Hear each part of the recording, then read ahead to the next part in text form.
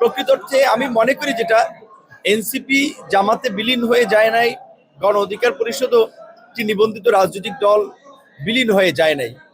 আমাদের জুলাই গণ অভ্যুত্থান পরবর্তী যে আগামীর নির্বাচিত সরকার হবে সেটি বলেছে একটি ঐতিহাসিক সরকার, এবং এই সরকারই কিন্তু জুলাইয়ের স্পিরিট আকাঙ্ক্ষা বাস্তবায়নে কাজ করবে। প্রকৃত অর্থে আমরা নবীন, আমরা তরুণ, অত্যন্ত প্রতিকূল সময়ে রাজনীতি করেছি। আমরা ওইভাবে সারা দেশে সংগঠিত হতে পারি নাই। এনসিপি তো আমাদের চেয়েও জুনিয়র, তারা ওইভাবে গুছাতে পারে নাই। বিএনপির মতো দল 17 বছর কিন্তু ক্ষমতার বাইরে থেকেছে, ফেসিবাদের বিরুদ্ধে লড়াই করে 17 বছর পরে ক্ষমতায় এসেছে।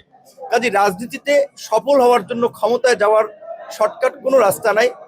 আমরা নিজেদেরকে ভবিষ্যতের জন্য প্রস্তুত করব, এবং আমরা মনে করি যে এই মুহূর্তে বাংলাদেশের স্বাধীনতা, সার্বভৌমত্বকে সুরক্ষিত করা, দেশকে স্থিতিশীল করা এবং বাংলাদেশকে এগিয়ে নেওয়ার জন্য বিএনপির বিকল্প কোনো রাজনৈতিক দল এই মুহূর্তে নাই।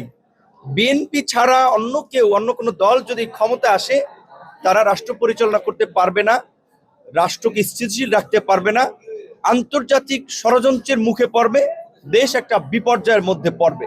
সেই কারণেই আমাদের ধরেন দলীয় কিছু ক্ষতি হয়েছে বা আমরা রাজনীতিতে পিছিয়ে গেছি, ওইটার চেয়েও আমরা জাতীয় স্বার্থকে বিবেচনায়, দেশের স্বাধীনতা সার্বভৌমত্বকে মাথায় রেখেই আমরা বিএনপির সাথে অ্যালায়েন্স করে বিএনপিকে ক্ষমতায় নিতে নীতিগত সিদ্ধান্ত নিয়েছি এবং আমরা কাজ করব।